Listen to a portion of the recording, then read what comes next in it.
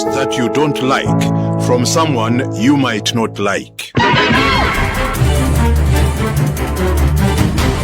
This is the burning issue on the happy world of 5FM Radio, bringing your participation is important.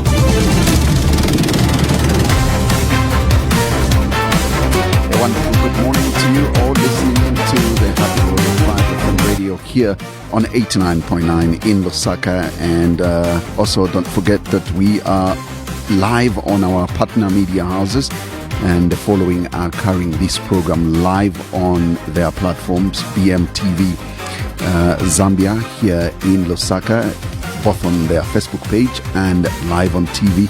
You can look out for them. They are on Top Star Channel 114. We are also live in Katete on Katete FM, literally covering the entire Eastern Province, and that is on 103.3 FM. Live also in Central Province, Kabwe to be precise, is Spice FM, and Spice FM is on 91.1, and also in Central Province, in Kapiri is ZFM, and ZFM is on 100.3 FM, and Platinum Radio in Ndola live on 99.7, covering the rest of the Copper Belt. We are live on Tuta FM in Mansa, covering Rapula Province on 90.7, and not forgetting we are also live on Isunga Radio in Senga Hill to be precise, in Northern Province, and that is on 88.3. Not forget, we are live also on our Facebook page, and that's 5FM Radio Zambia. Later on in the course of the program, I'll give you, our listener, an opportunity to call in and interact with our guest. And I'm your host, Zakaria Banda. Now, our guest today is a renowned lawyer, politician, and of course, party president of the Economic Front Party, Mr. Wynter Kabimba, State Council and ODS. It's always a pleasure to have you in the studio, and it's a pleasure to see you. Thank you, Zach, for inviting us to this program. How is Economic Front Party? We are fine, thank you. Yeah, but the big question is, we haven't heard about your filing in for you to participate in the August 2026 general election. There is some contingency at play. We had a central committee meeting 2 weeks ago. Right. And we discussed the issue of our participation in this year's elections. Right. And the central committee put certain conditions which I can't disclose here now until the variables are clear, and said to me, when that time comes, then you should inform the nation. So we discussed, and we had the central committee meeting, which was well attended by our provincial officials and other officials. So we are on course. Don't worry, we shall let you know. Well, when you say on course, is it positive? It's positive, I think. Yeah. Well, it's positive. Positive means you are probably participating in this general That's what elections. it means. Yeah.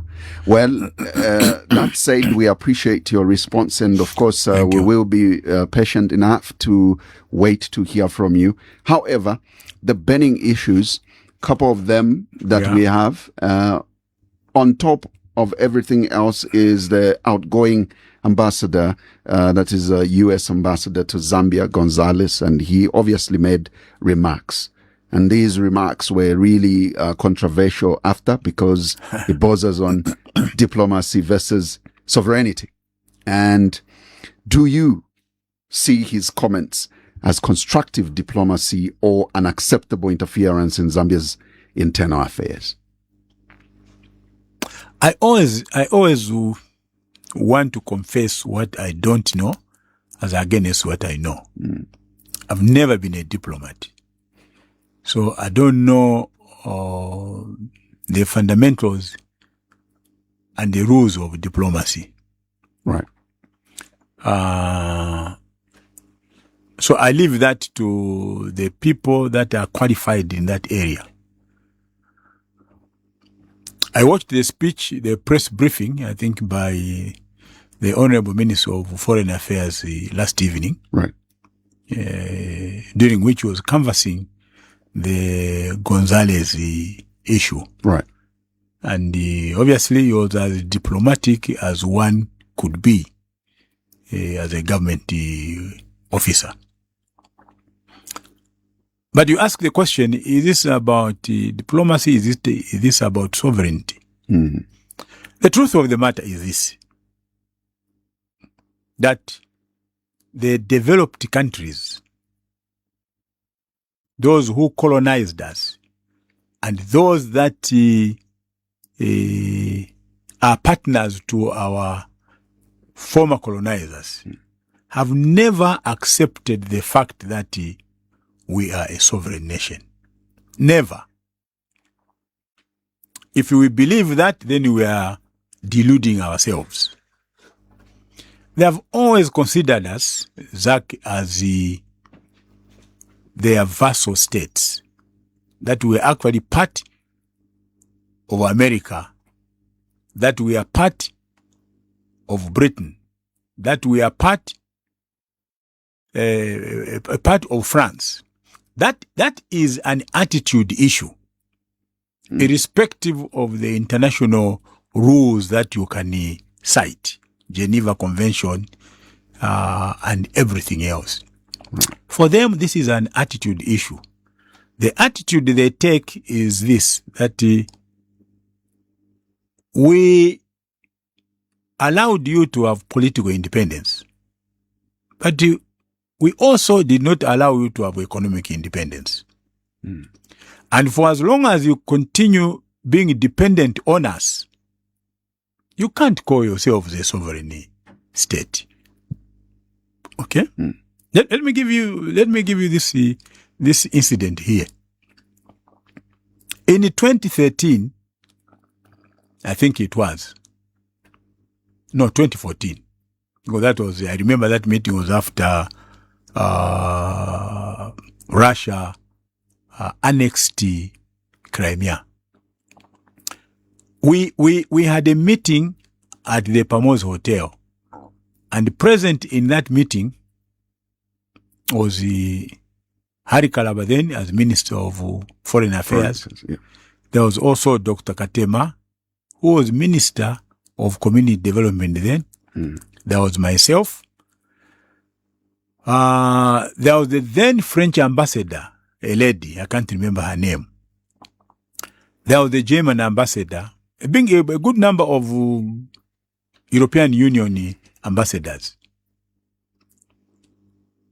And during that meeting, it was the time, if you remember, Zach, when those two Kapiri young men were being prosecuted for homosexuality. That's right. And the French ambassador picked up this issue and asked us, as ministers from government, what we thought about that. And my response to her was that homosexuality was an offense in Zambia, it's still criminalized. Not that we passed the law ourselves, it was left by the British. So we inherited that law and it has not been amended or repealed. Right. So I said, because of that, when somebody breaks the law, they must obviously answer for that transgression. And what is going on with this prosecution is not supposed to surprise you. Here was her response. Her response was, do you know that this can affect the bilateral relations between France and Zambia? Okay?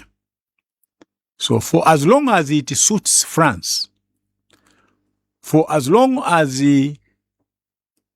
France has moved away from a criminalized homosexual movement to a legal one,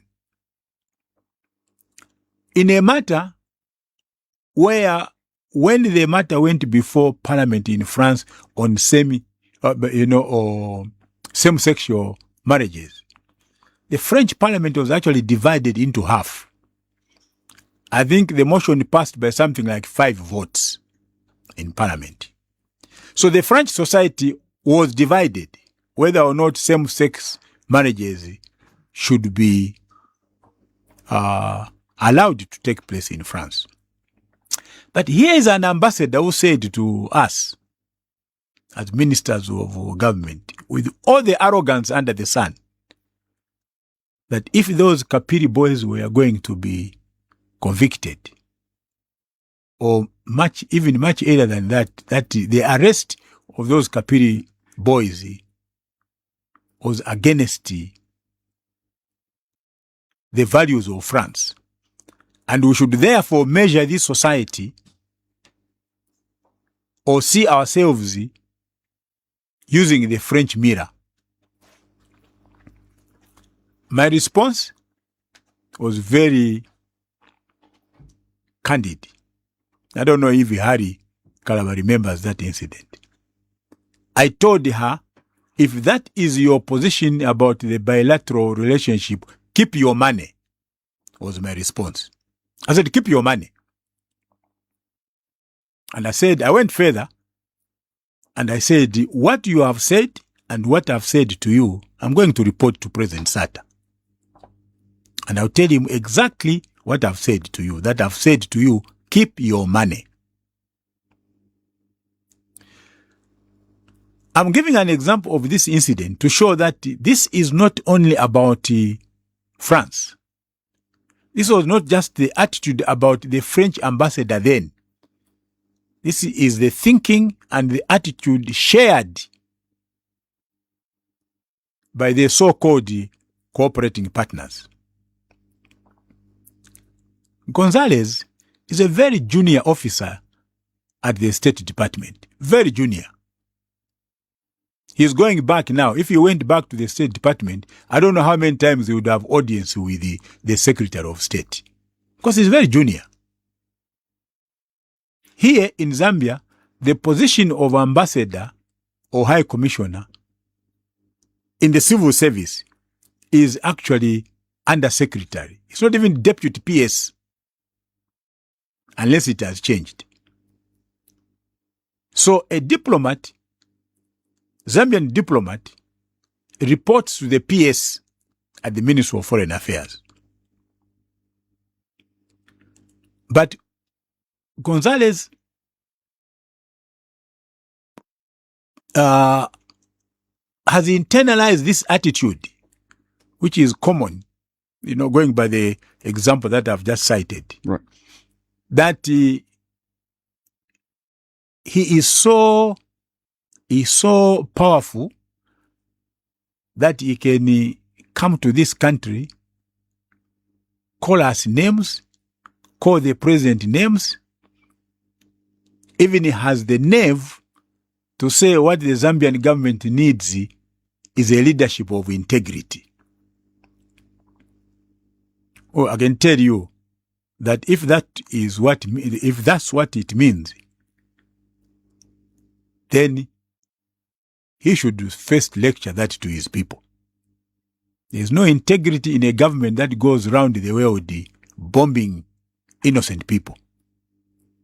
There is no integrity in a government that goes around abducting elected heads of state of another country. There is no integrity in a government that is today bombing Iran, demanding a regime change, which the Iranians don't want.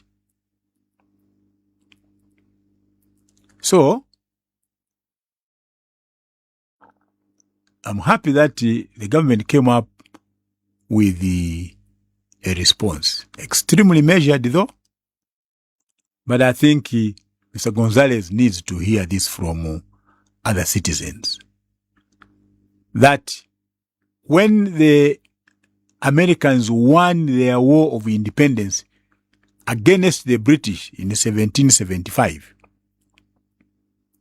they rejected everything that was British. They don't drink tea because tea carries a British identity. They don't drive on the left because it reminds them of the British colonial era. So they decided to drive on the right. They didn't pick the institutions of Britain. They went back to the institutional structure of the Roman Empire,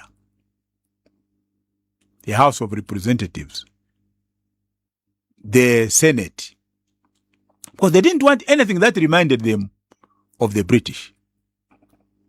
But today, for the money that Zambia receives, we should actually be at the beck and call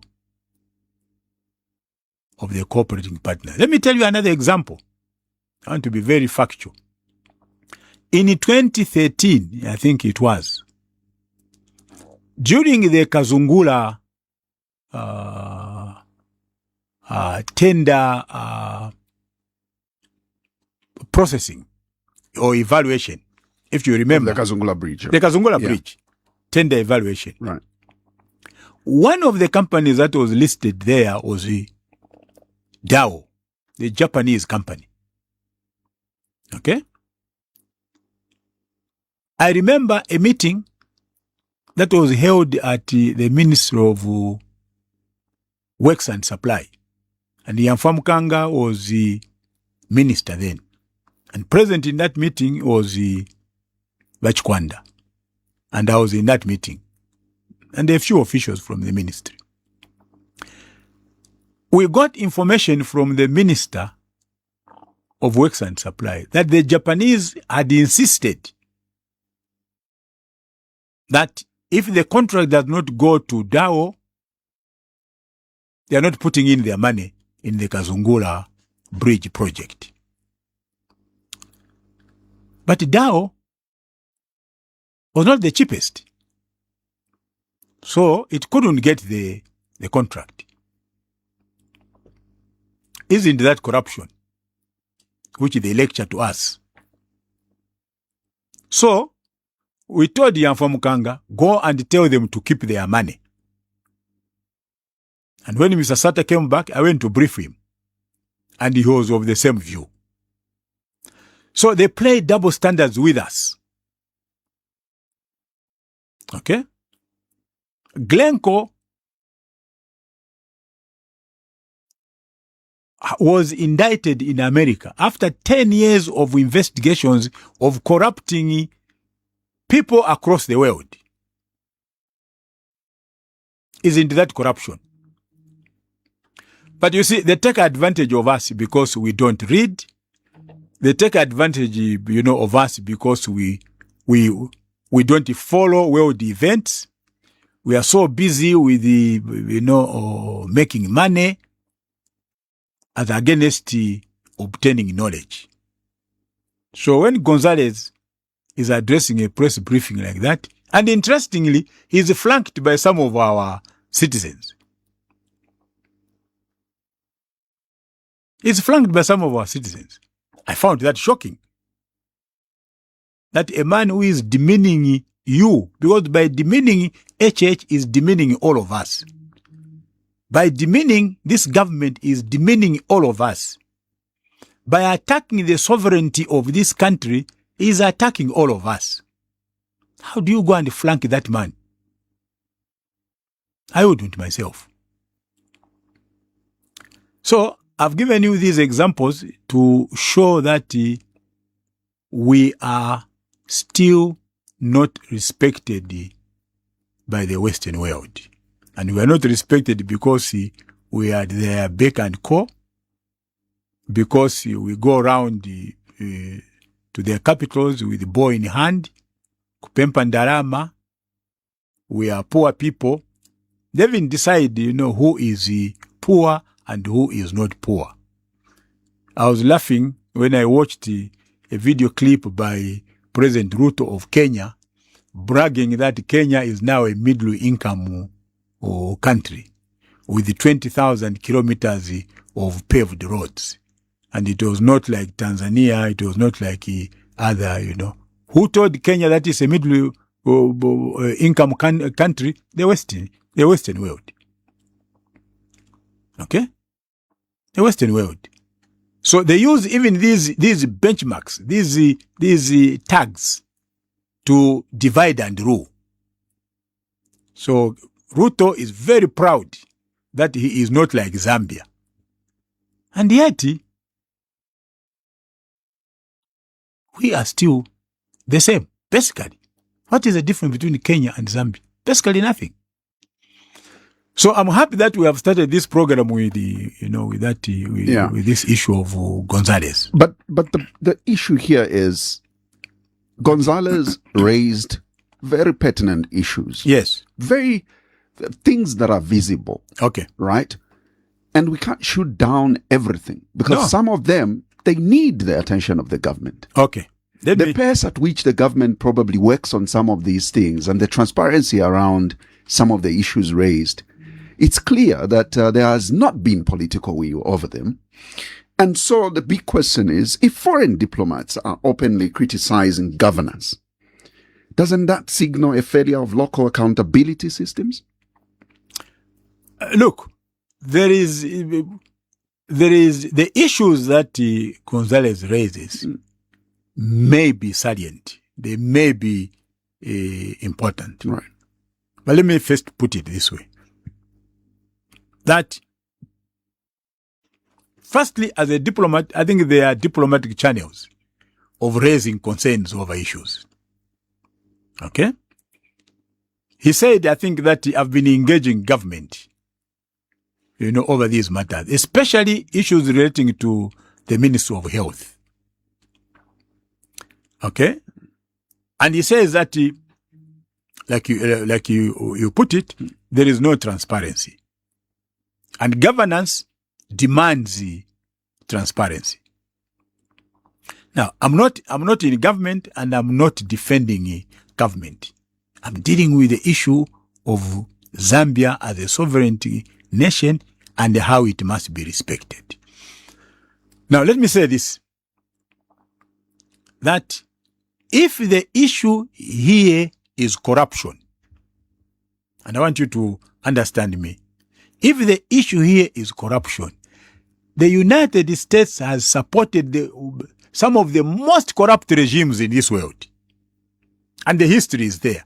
Go to the history of Iran.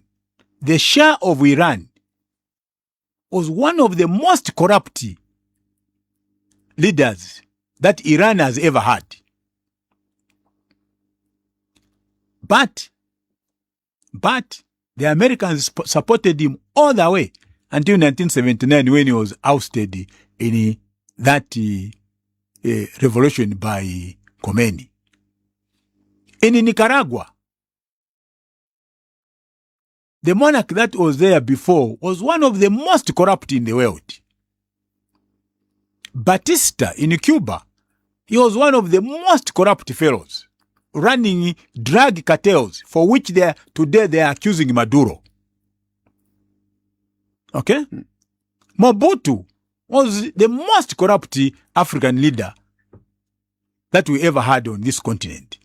But he was supported by the United States until he was overthrown by the people through Kabila, not by the Americans.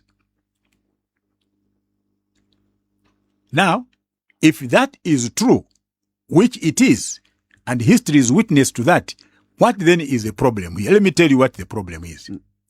I wrote a piece about 2-3 months ago that the problem here is not even about corruption. The problem here is the relationship that HH is developing with the Chinese. That is the problem. That is the problem. Immediately, HH started meeting Chinese delegations. He went to China on a state visit and came back. The Americans have been riled by that. Because they don't like the Chinese, we should also not like the Chinese. So they should dictate to us even who our friends should be, who should come and have dinner in my house. That is the issue here. And if you skate that issue, then you are not dealing with the truth. Yes, there is corruption. like in every other society. It's not peculiar to Zambia. But for an American diplomat to hold a press conference, surely there is more than what meets the eye, to use the English adage. And for me, who takes time to understand these things, for me who is not excited by sitting next to a Muzungu and seek validation from them, I know where the problem is. The problem is China. Let's be truthful. Nothing else. The problem here is China. If HH were not gravitating towards the Chinese, he could be as corrupt as anybody on this planet. They will not raise the red flag. They will not. That's the point. What is your interpretation of the fact that the video of Gonzalez's farewell speech has been put down from the embassy's Facebook page? Oh, they did that. Yes, they did. They did that. Let me tell you, another incident. In 2013, I was Minister of Justice. The American embassy here wrote a damning report about Zambia's human rights abuses. 1 year into the office of Michael Sata. And I remember the American ambassador, Mark Storella, bringing a copy to me and saying that this report has gone to Congress. We have submitted it to Congress to show the Congress how you guys, meaning us in the PF then, have engaged yourselves in human rights abuses. Zach, I got a report. I read through it. I went to Mr. Sata and I said to him, here is a report from the American embassy. Would you allow me to go and study it and draft a response? And Mr. Sata said, yeah, go ahead. So I went back, sat in my study, 2 long nights, and I responded to that report paragraph by paragraph. So I put the allegation and I put the response. Picked out the allegation and put the response. I put an advert of that response in the Post newspaper, I remember. The information I got later was that my response was sent to the State Department, but it was doctored. So I'm not surprised that they have put down Gonzalez's speech. So even this statement from the Minister of Foreign Affairs, that we are trying to find out whether you're speaking in his personal capacity or you're speaking on behalf of the American government is neither here nor there. It's irrelevant to me in what capacity he spoke. What is important is the substance of his speech. That's what is important. He was mischievous, whether as an individual or a representative of the American government in Zambia. That's my view. So they've put it down because they've seen some mischief in it. Okay? But I've given you an example. They've done it before. My guest this morning on the Tuesday edition of The Burning Issue is Mr. Wynter Kabimba, president of the Economic Front Party. He is a state council and, of course, ODS. And I know that your political party stands strong on the fight against corruption, because you believe the economy can only thrive or indeed grow once you curb corruption. And that's the reason why we needed your views on the fact that a number of corruption allegations were raised by Gonzalez, and we needed your view strongly on it. But also, you are critical on some of these things to do with same-sex relationships or indeed marriage. And so others have foresee your government to be a very critical government, especially that it would be led by yourself, who is very strong in some of these issues. And the fact that that's how you are described, I believe you will tell me that the cancellation of what has been seen as one of the world's biggest global human rights and technology conference that this government has decided to cancel, citing reasons as to safeguard morals of this country.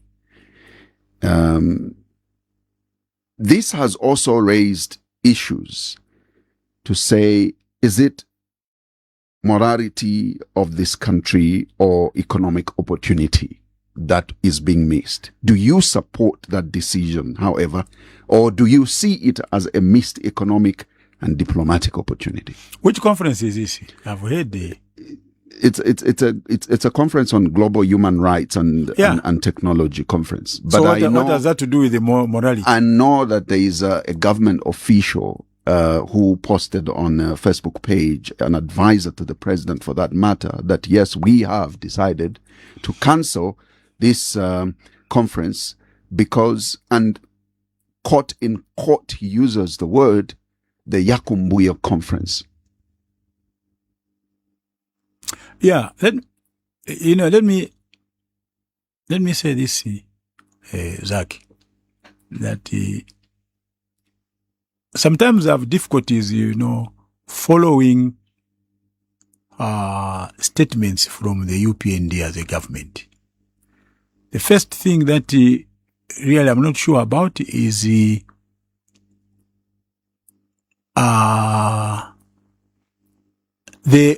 multiplicity of power centers, especially in terms of communication in the UPND. Okay? So, like in this case, I'm not sure if the issue of human rights includes a panel discussion, for example, on homosexuality. But let's assume that it did. Let's assume that it did. What is wrong with the people sitting? We have a gay movement in Zambia, though underground. Okay? Those involved in homosexuality in Zambia, because they know that it is still criminalized, they do it under cover of darkness. But for me, I would not have a problem. I would not have a problem with anybody coming into Zambia to come and discuss that topic. In fact, if anything, it would give me an opportunity to put Zambia's position clearly to the international community. Because then you would have an official response that Zambia, being a Christian nation, which to me should not be the only reason, even aside from being a Christian nation, it is still wrong culturally for us. So we miss an opportunity to put our viewpoint across to the larger majority. Okay? Yes, in other countries, like I've given an example earlier about the incident with the French ambassador, this is a human right. And I know even under the UN, it has been recognized as a human right because of the pressure from Western countries who have moved away from the criminalization of homosexuality. So what they are saying to us is, if it is good for the UK, it must be good for you in Zambia. If it is good for America, it must be good for you, you guys in Zambia. So I wouldn't cancel the conference myself. I would actually allow them to come and send my team there to go and put the position across. That's what I would do. Because refusing to or rather taking away an opportunity which is supposed to save you to make your point clear works against you.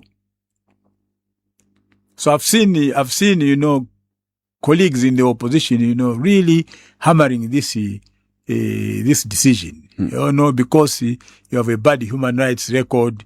That's why you didn't want the conference, to come. Or my view is that the conference should have been allowed to take place, and the government should have been able to, together with other participants, participated in putting our viewpoint across. Yeah. What message in this case does cancelling a global conference send to investors and the international community? I really don't know whether you can stretch it to that. I don't know if you can stretch it to that. I think we tend to mix up issues sometimes. The people that are coming to invest here are interested more in the legal regime than the social issues of the country. Homosexuality is a social issue. An investor is interested in whether or not he can come and make a profit. That's his benchmark. Okay? Otherwise, we have communities here which are largely polygamous. Are you saying that investors will say, I can't come there because banganikwatirire mukazi wanga into a polygamous arrangement of my daughter? The answer is no.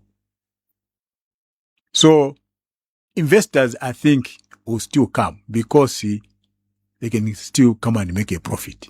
Even when you have criminalized or you still criminalize homosexuality. Yeah. Let's touch on the issue of the rule of law and governance in this country, especially that, we are in an election year, 100 years, 100 days away from the election day. Is the rule of law in Zambia being applied equally? This has been a topical issue for quite a long time, or is it increasingly influenced by politics? Now, I would also want you to, in line with this, comment on the fact that there is a debate around members of parliament who have publicly declared that they have actually joined UPND. The UPND. And whilst parliament is still on, it's not dissolved, and there are issues of did they cross the floor or not? Yeah. I wrote a podcast. I actually ran a podcast on that. What do rules mean for an institution, for a country? And the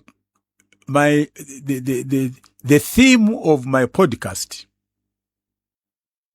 the lessons we can learn from the Roman Republic, I think was the title. You'll find it on my YouTube channel and on my Facebook page.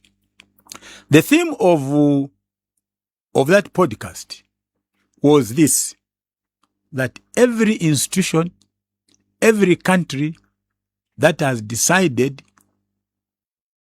deliberately or inadvertently to put aside rules,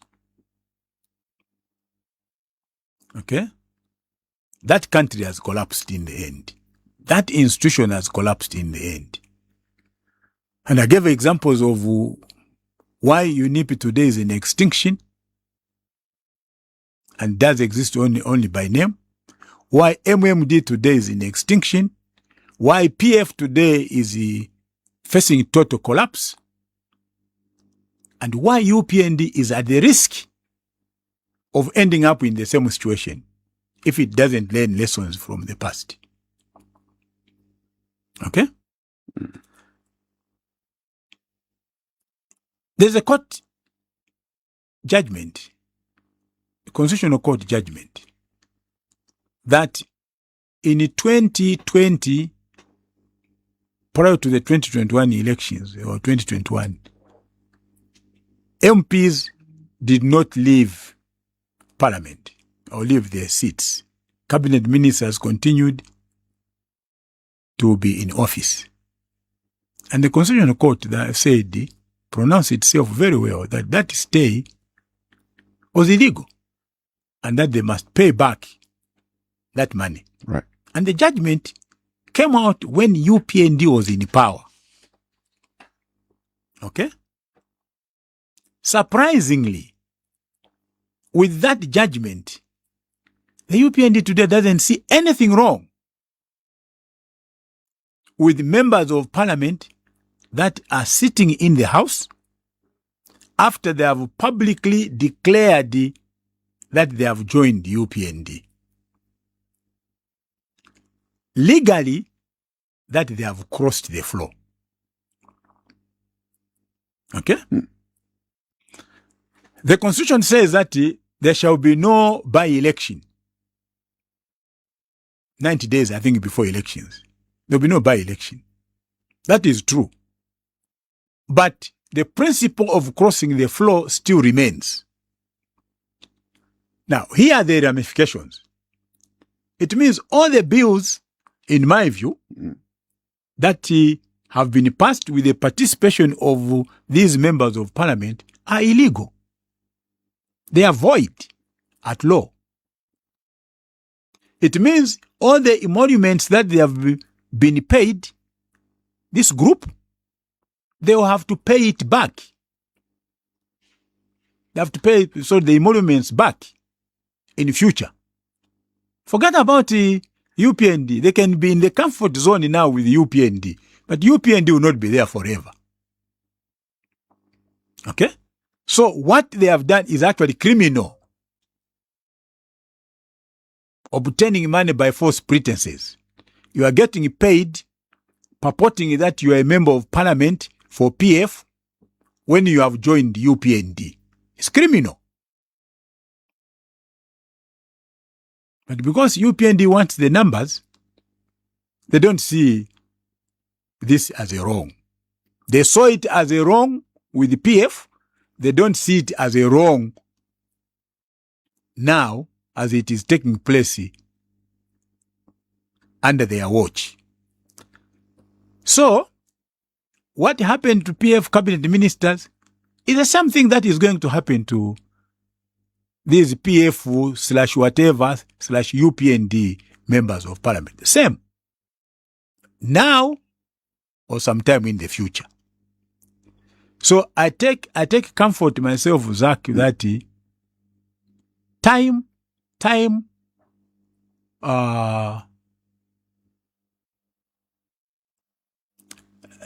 renders justice. Okay? You just have to sit back. And time will render justice. In this matter, HH will not be there.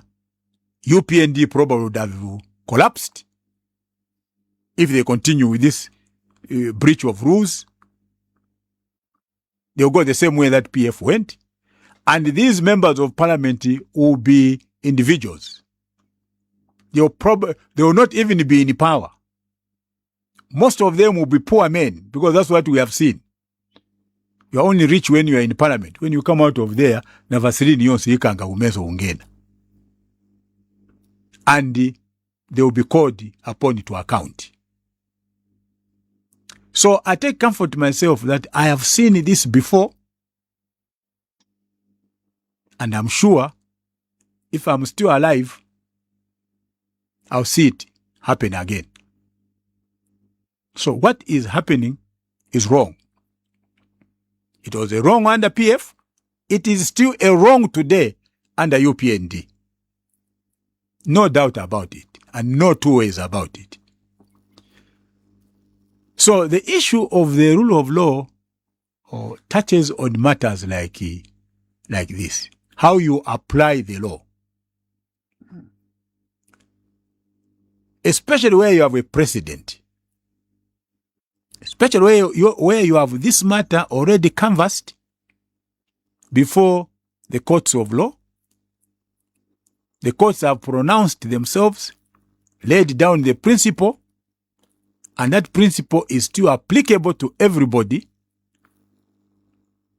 But because these guys are pronouncing themselves as members of your party, they are exempted, from the law. Now, the law is not owned by UPND. No. The law is owned by us, the people. That's why when PF went, they left the law behind.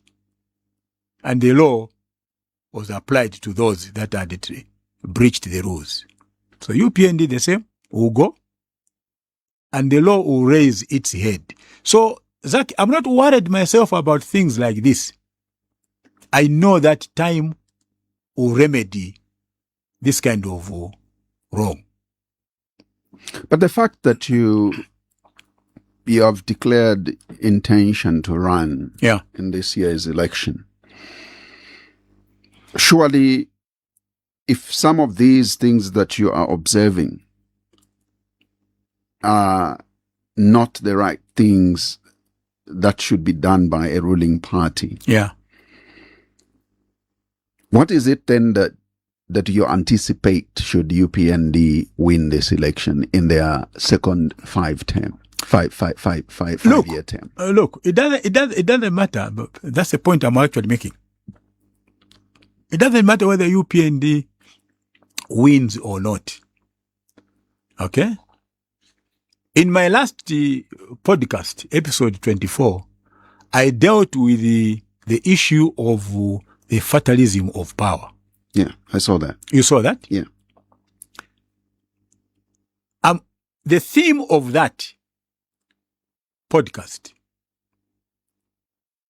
is that, firstly, those that have taken time for granted, those that have taken the people for granted, that they can do what they want and what they wish to do, have ended up paying a price at the end, especially when what they are doing is wrong. And the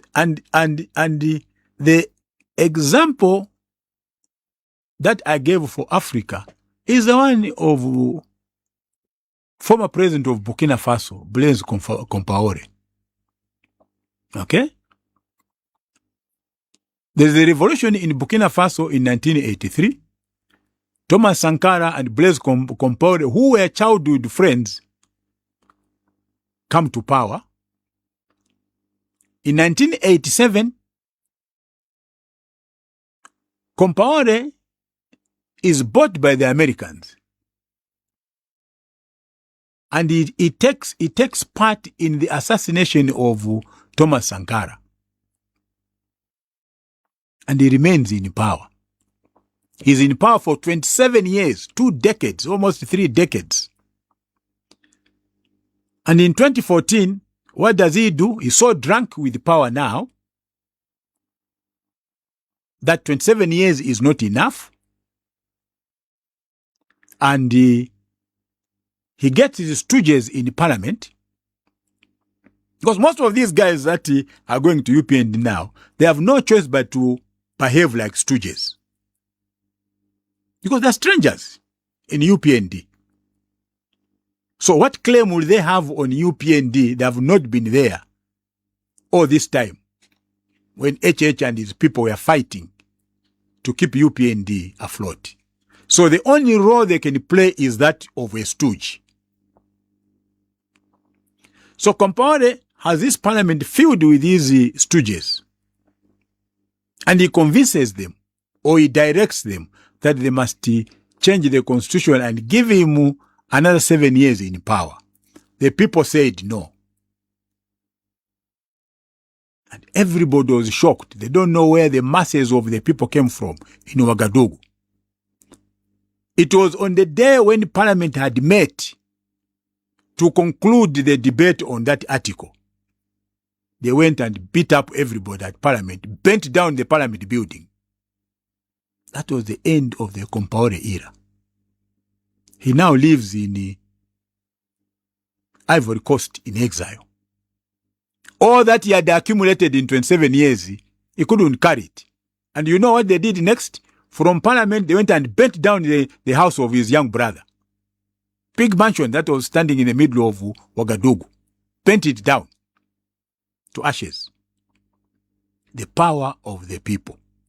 So I'm not worried about what is happening. It doesn't matter how long it is going to take UPND to be in power. What is happening is wrong. The people that will not pay for this is those members of parliament that would have died before they are called to account. But they will have to account for the people's money that they are getting between now or the day when they defected or crossed the floor and the day when parliament is going to be dissolved. They will pay mana one day. They will have to pay for this. Why? Because it is wrong. Commander, nothing else. Not because we don't like them. Not because for any other reason. Because it is wrong. And a wrong is a wrong. It was a wrong under PF, like I've said earlier. It is still a wrong under UPND. And UPND doesn't determine what is right or wrong. That is determined by law. That is determined by social norms of society.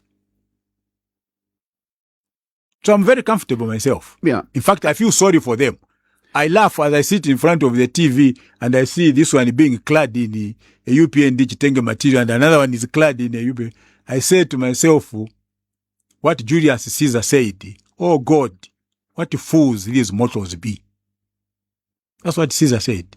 Oh God, what fools these mortals be. How can you be so foolish not to learn lessons from PF? Just because you want to continue in parliament again. That said, and I think that the citizens have categorically, put it clearly that they fail to find a distinction between this government and the previous one in a number of things. Some of them are ones that you've just alluded to. Yes. But then what would you do differently? Because that's what Zambians are looking for if given power today. And why should citizens trust you and your party as credible alternatives? Zach, what I am, what I think, how I think, what I've been in public office is all documented. You will not find me waver. I'm very consistent. I differed with Ben Mwinga because of corruption.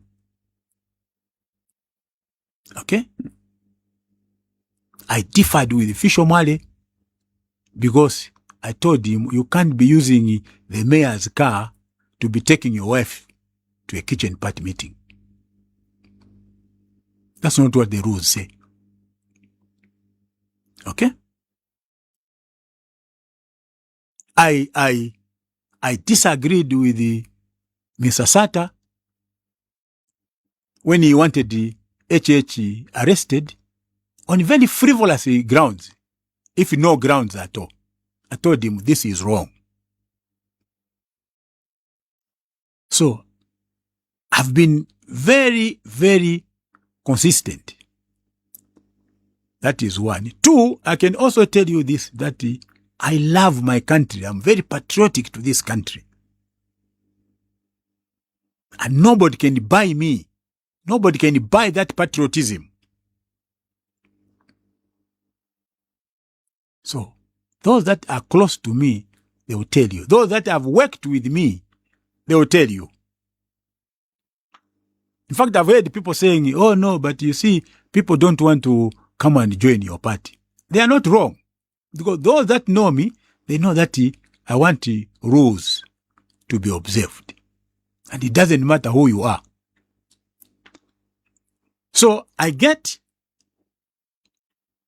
disheartened when I see UPND trying to fall into the same pitfalls of PF and hope that they can get a different result at the end of the day. I saw this with the UNIP. I saw this with the UPND. I saw this with the PF. Okay? So, if I were president, I can tell you that would do things differently. Because I have convictions, I don't change. I'm not a chameleon. What I'm telling you today about Gonzalez is exactly what I would tell you tomorrow. Even if somebody came to me, but do you know that they will never give you a visa to go to America? I don't need to go to America to live in this world. I don't need to. So you can't blackmail me with a visa. No. I have a country. I was born here. I'll be buried here. That's where my identity is. That's where my pride is. So I don't have a problem. Economic Front Party, by name, should be able to give me a very genuine response to my next question. Do you believe that the average Zambian is actually feeling economic recovery now? No, the answer is no. If you're talking about the average Zambian, the answer is no. Okay? Because most of the foreign direct investment that has come in under UPND has been in the mining sector. Right. Okay? And large-scale mining, we believe in the economic front, cannot generate employment for you. And the reason is simple. That large-scale mining is dependent on advanced technology to maximize its profits and minimize the cost of production. Okay? So you have huge pieces of equipment being brought into the country. Some of that equipment can do a job of 100 people. If it's an excavator, it only needs one operator. And with the onset of AI now, you may not even need that one individual. The excavator will be able to do a job without a human being inside. So we believe that it is for that reason that the impact of investment in the mining industry is not being felt by the people. The second thing is that unlike ZCCM, which was owned by the government, and the government got the profits from the mines, and everything, and invested that money into the country, or brought it to be part of the money circulation in the country. That's not what is happening now. These guys are taking all the money that they're making outside the country, pay a bit of taxes, cheat on VAT refunds, and just bring in enough money for their recurrent expenditure. Payment of salaries, or buying, supplies and that kind of thing. Okay? So, under UNIP, the cash cow was the ZCCM, and its consequent effect on the livelihood of the Zambian was felt, because Kaunda got the money from there, put it in the economy to improve. You subsidized, healthcare, and the free education and everything. Okay? So the simple answer is no. This is the Tuesday edition of The Burning Issue here on the Happy World of 5 FM radio. Our guest today is Mr. Wynter Kabimba, State Council. He is president of the Economic Front Party. And we will be taking your calls on 0955-221515 immediately after this short break. Stay tuned. We believe.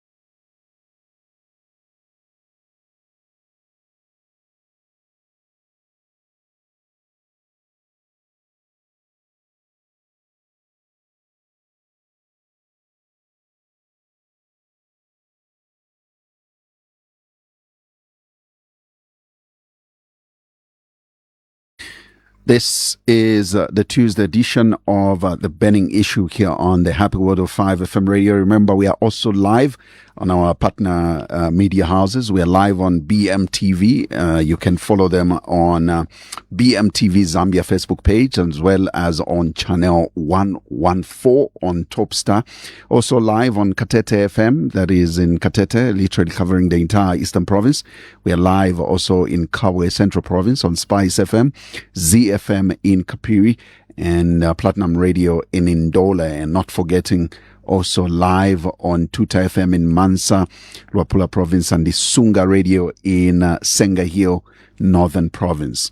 And so our guest this morning, remember, is the president of the Economic Front Party, Mr. Wynter Kabimba, ODS, as well as State Council.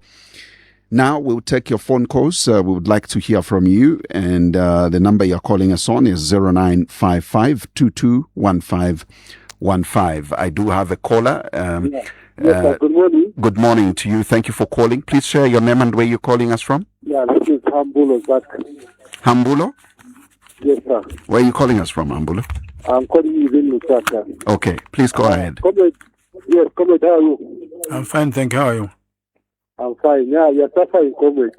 With this UPND government that has totally failed to democracy in the country. And all this is what we are saying. Now, I mean, I take the ambassador to American ambassador to Zambia. You know, there's a lot of corruption issues, a lot of issues in that speech.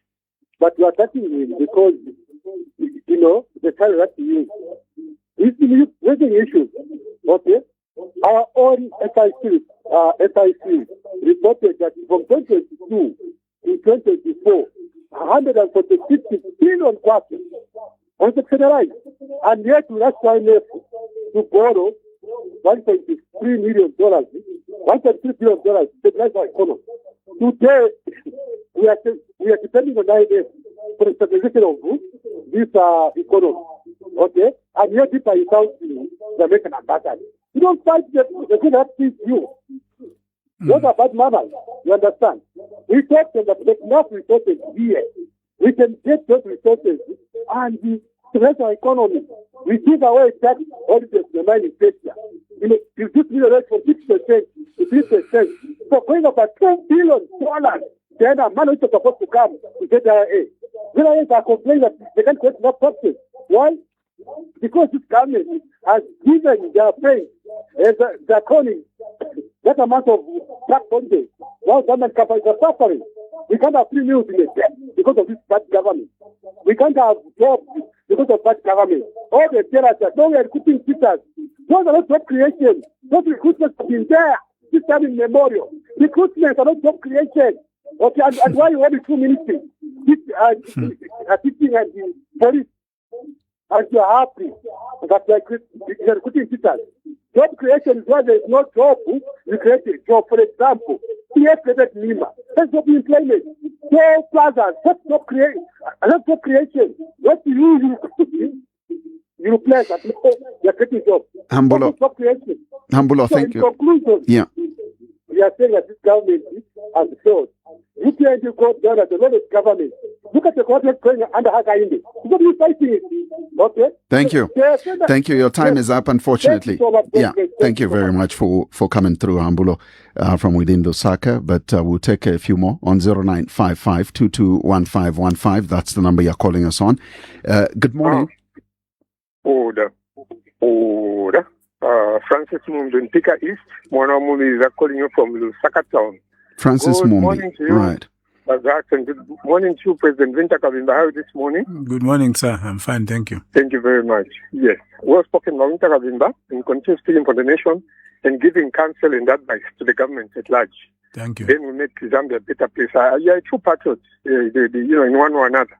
So now, the issue I wanted to bring to your attention of Wynter Kabimba is the issue of the registrar. At Park where people want to register their parties, register things here and there. Are the people at the registrar office doing a good job? Or some of the things that Haribalula people are complaining about right now to say, no, they're taking time designation there for certain political parties to be made, to register their affiliations and so on. Are they doing a good job? What advice would you give them the way things are talking now and the tensions that have been there concerning the registration and the ECZ issues here and there. Then lastly, on the issue of the American ambassador, you see, the American ambassador spoke a lot of things which I think government should learn a thing or two, because we've already spoken. The cat, or the mouse is already out of the bag. I didn't depend for the cat to catch. But at the end of the day, learn a thing or two as government. Some of the issues we raised, some issues have been raised before through, the audit and all those kind of things. But at the end of the day, we should clearly say this as Zambians, to say the platform he used, that was totally wrong. You cannot have Zambia's ambassador, Francis Mumbi, Zambia's ambassador to America. He was the first brief and minister telling off Donald Trump and his government. You go on the next flight coming to Africa. If you do such a thing, if you're Zambia, now with us as Africans, our minds have been programmed in such a way by these Western countries. We've been programmed to say, even just running a mine, we can't run it unless Muzungu ndiye abwela. Those are the issues that come out of it. Neo-colonialism. Our minds, yes, political independence has been given, but economic independence has not been given. At the end of the day, we still live in the past where we feel, for as long as the white man is not involved, the American is not involved, the European is not involved, we can't do things on our own. Let us make sure that this time around, Zambia should come first. Not every president that comes there. I know you are Wynter, but you don't do that. Most presidents that have ruled this country before, the first thing they're thinking of is to run to America, IMF, money, to get money from the World Bank. That's why we're getting it wrong. How do you develop? Chinese, as I conclude, why they developed? They put China first, and the Chinese undertook an economic revolution where, at the end of the day, they made sure that everything was homegrown. Today, China is one of the big powers we're having in the world. So let us change our attitude of xenophobia, fear of failure. We fear things that we don't even look at by Wynter. And then also, Wynter, let me say one last thing. If we had to say all the Chinese should leave Zambia, or rather should leave China and come to Zambia, no Zambians going to China, you see how rich Zambia would become and how poor China will be because of the kind of attitude that we have. Believe you me, that's the issue. Thank you. Thank you, Mr. Moy. Thank you very much. Let me see if I can take one more before you respond. On 0955-221515. That's the Tuesday edition of the Burning Issue. If you'd like to take part, and we have a caller. Good morning. Hello, good morning. Morning to you. Thank you for calling. Please share your name and where you're calling us from. Thank you very much. My name is Kepas Mwapem Sonda, an advocate for industrialization and national development, calling you from Kabwe. Yes, sir. President Wynter Kabimba, how are you? Fine, thank you. How are you, man? I'm really humbled. Every time I hear your voice on radio, I feel moved and I learn a lot of things from your bank of knowledge. Thank you. True to what you've been saying, Honorable Wynter Kabimba. You know, these ambassadors that come to Zambia, the first thing that they do is they bring their credentials to the president, whom they end up insulting when their time for them to leave comes. It's unfortunate.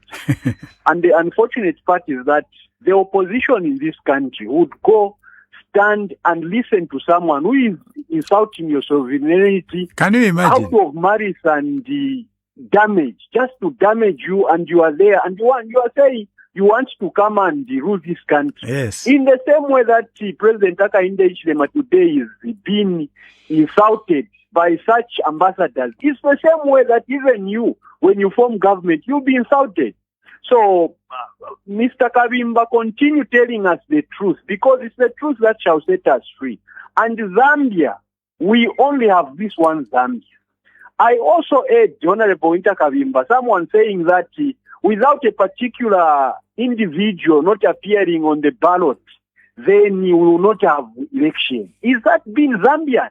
Or is that a particular person in conformity with the constitution of Zambia? Or are they speaking about bringing anarchy in this country? Or they are the kind of opposition? So you people in Zambia, the 21 million Zambians, let us denounce such opposition political people that would want to govern this country by fluke and not using the democratic space that has been given. This country, the president has been saying we need to have a free and fair election. So why can't the opposition and the ruling give the Zambian people a free and fair election when the government which is there today is saying we will have a free and fair election? And whereas the opposition are saying without Wynter Kabimba kubapo pa ballot, Wynter Kabimba abafika kukonka amafunde ayo ekyalo kirera ndapo abe endifye mulu wabo ero bambi bangalanda okweba ati tatwakakwata ama elections. But Wynter Kabimba maybe talk about unit, because you, I know when you're talking, you talk straight. Busheba unit ero bakeno kweba takwa ama elections. Kino kyalo takwa ama elections na babalera ndo kweba takwa ama elections. Bushe muri kino kyalo ati ko iranda pali ma elections mu August takwa kabe na totera ba Wynter Kabimba. Thank you, Kefas. Thank you, Kefas, from Kabwe. In addition, quickly. Yes, please. 74 bills need to be enacted in the next 10 days. The question that has been raised is, why are we enacting all these bills now at the tail end of Parliament? And this is being done without broad public and stakeholder consultation. Yeah. So let me start with that.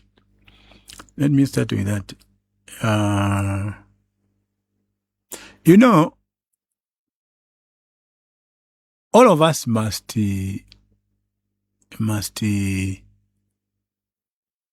show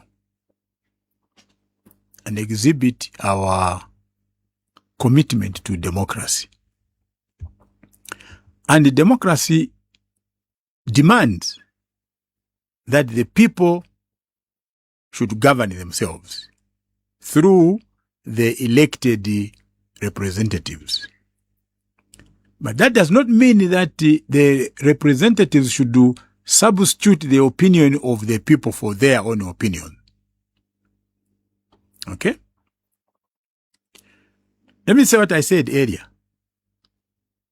What you are having now is in Parliament is a group of UPND members of Parliament, including ministers, who were duly elected on the UPND ticket, who sacrificed, some of them, for 23 years since the formation of UPND in 1997-98 to 2021. That is one group. You have another group that has now jumped on a bandwagon. Okay? That is just a group of stooges. Now, you do not have anybody in Parliament now that can say no to anything that UPND is going to bring. And when you exclude the people, then you even make it worse. I'll tell you, for example, I don't agree myself with the bill that has been introduced that former vice president, starting from UNIP, must be paid money. It's ridiculous in my view. Okay? That going back to Ruben Chitandika Kamanga, the first vice president, you must go and look for his family, and grandchildren, and start paying them money. I didn't think that there could be such a bill under HH. Never. Okay? I don't believe that, former chief justices should be paid 80%, of the emoluments of the current chief justice until they die. I don't believe. They were paid their gratuity. They were getting their salaries. Why are you paying them again? To be vice president is a voluntary job. Why should the taxpayers look after you until you die? Why is America, the richest country in the world, not doing that? Why is Germany, the richest country in Europe, not doing that? How can you concentrate on the welfare of a handful of people against the welfare of the majority poor in this country? What morality is there in that bill? What are you trying to do? What are you trying to prove? People are poor. They are living in staggering poverty in this country. And you want to concentrate on a few people. I never believed that HH would do that, to be honest with you. Okay? So, they are rushing these bills because now they realize there is no opposition in parliament. We have a parliament now which is a one-party state parliament under UPND. So you ask yourself a question, is it because the people that are in parliament today were not there in 1990, 1991 when the Zambian people fought the one-party state? Are we saying that Kaunda was right? It's just that we didn't like his face? Because that's exactly what is happening. Okay? You are concentrating on bills to satisfy small pockets of individuals to the exclusion of the majority Zambians. And you are talking about fiscal discipline. You are talking about this and that. Okay? I think it's not morally right. It may be politically right, but morally it is not right. I'm happy that you have raised that question. I don't think anybody can justify this in a proper manner. That you should be going back to Ruben Chitandika Kamanga's family and say, where are they? Tifuna tibapase Ndalama.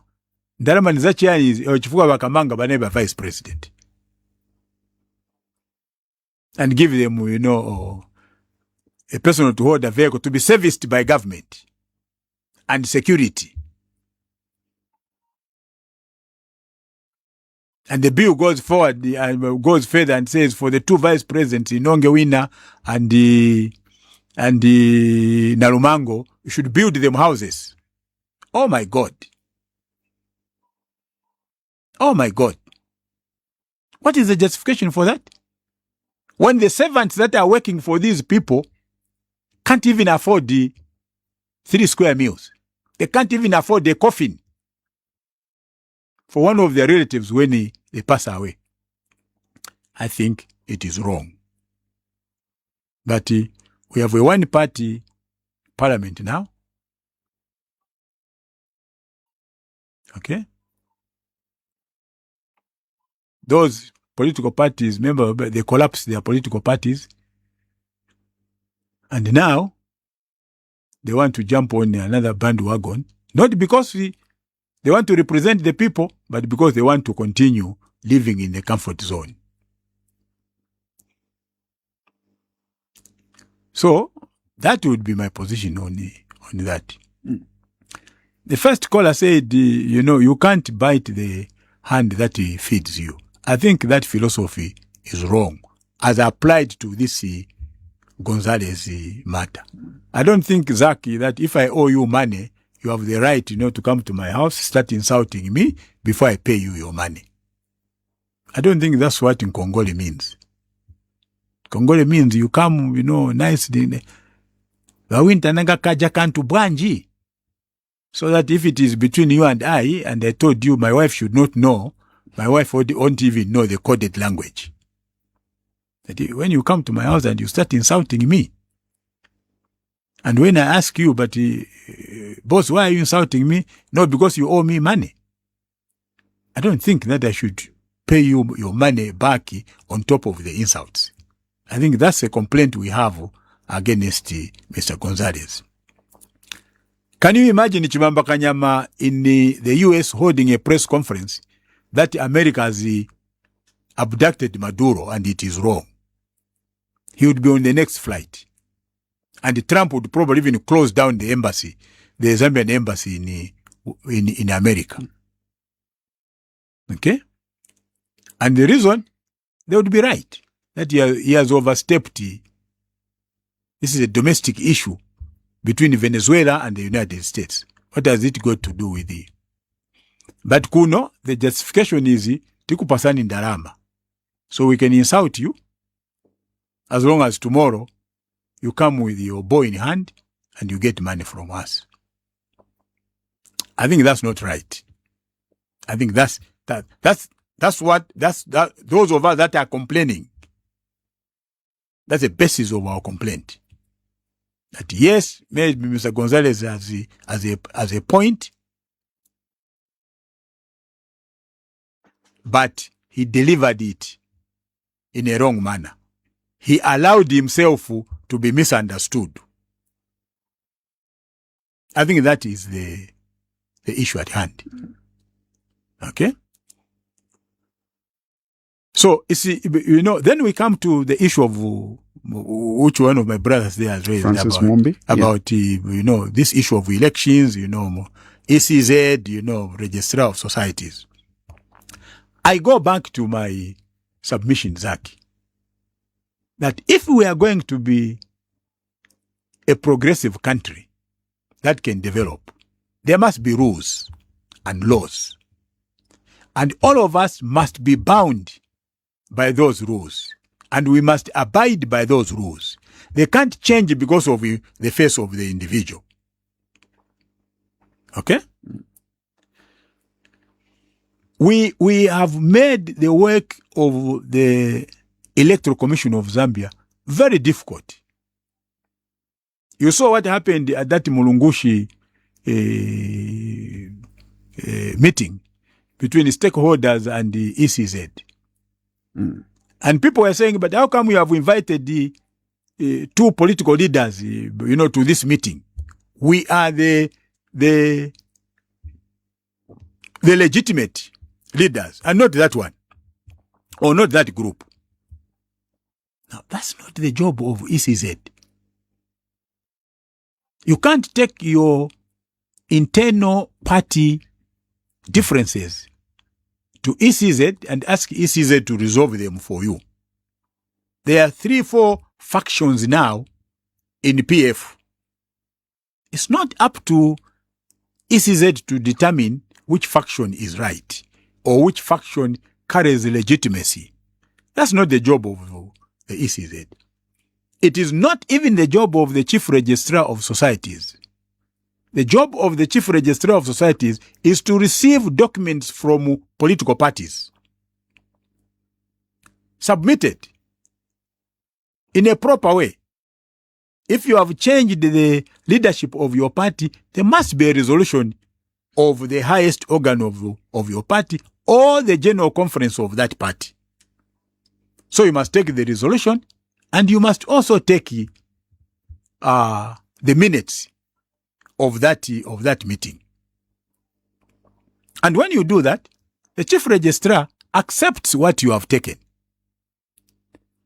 So you can't go back to the chief registrar again and say, oh no, but those documents you got, if there is an internal difference, you go to court. The chief registrar of societies is not a court. ECZ is not a court of law.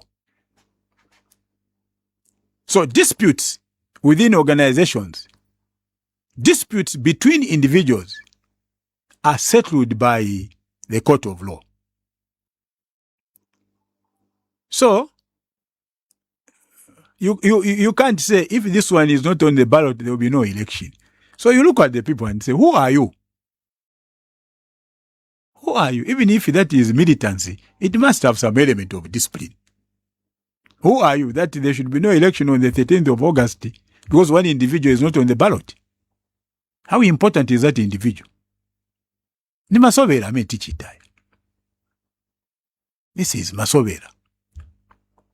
There's no seriousness. Let's get to issues that really should be worrying this country and keeping all of us awake at night. The honors, how your party stands in terms of leadership, must be determined by the party. Not ECZ, not the chief registrar of societies, not the police. No. By yourselves. And this is what is happening with the PF. They've taken each other to court to go and resolve the issue as to which faction, which group of PF is legitimate. And I think that's how you do it. Okay? So I think this is very important so that we can have a smooth election. Zambians are looking forward to an election. If they want to change leadership, they want to go and change leadership. If they want to maintain this leadership, they want to maintain the leadership.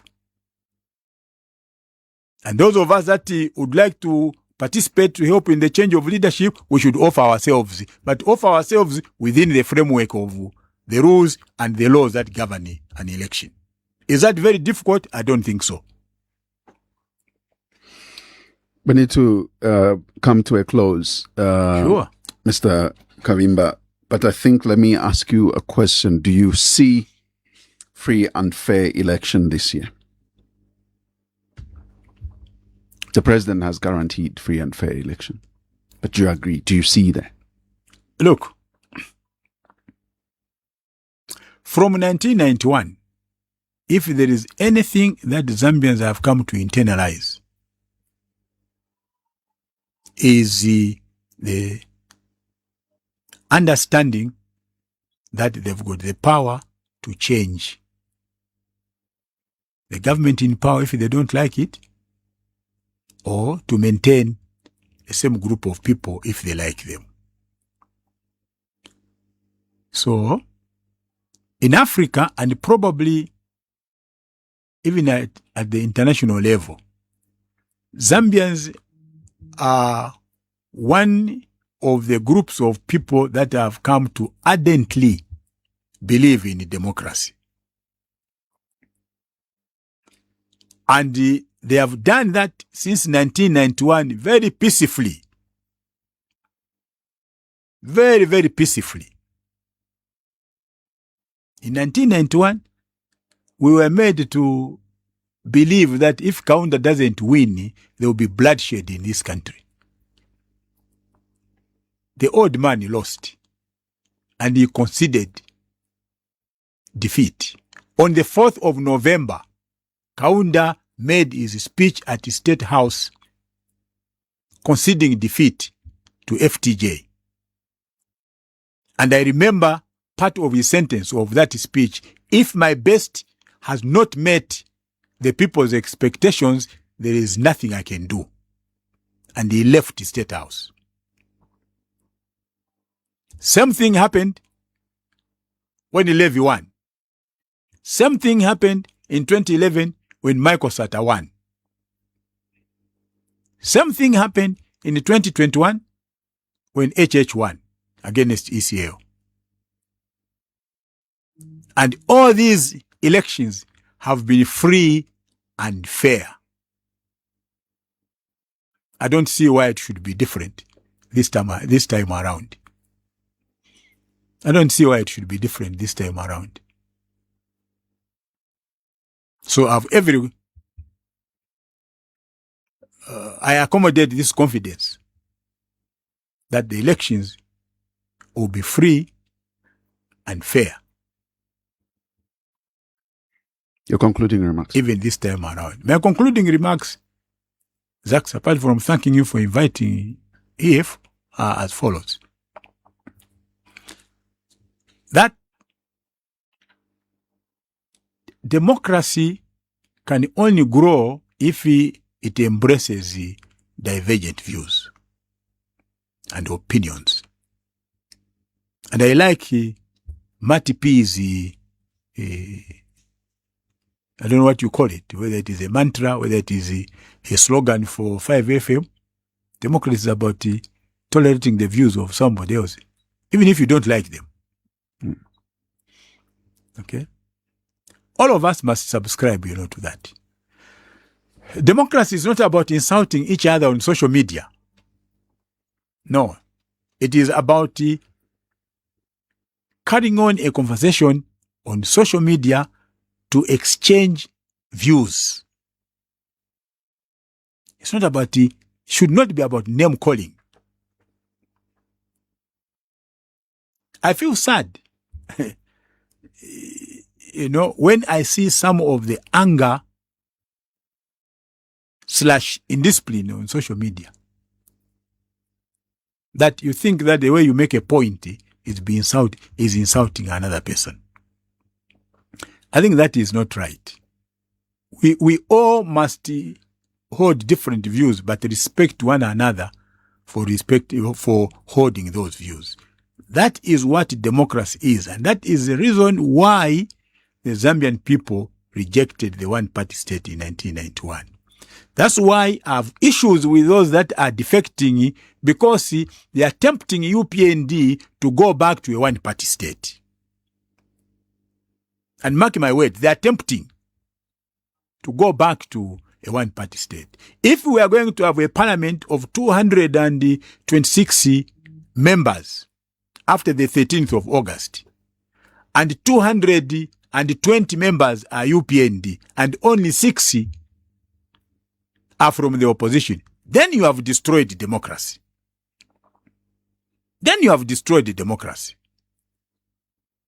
Okay? It will be good for those that will be getting salaries from parliament, but it will not be good for the nation. That's why you have opposition to political parties. I like the new word. I don't know why the media has not carried it. There was a clergyman who introduced a word which I've never thought about, that we should stop calling the other group opposition political parties, because it stokes strong feelings. They should be called the alternative political parties. I think I loved that. That these alternative political parties are waiting to get into government. Okay? So I think we should all embrace democracy, that those who started this journey, they have now passed the baton to us. Not to kill the process, but to enhance the process and make it better. That's my appeal to my fellow Zambians.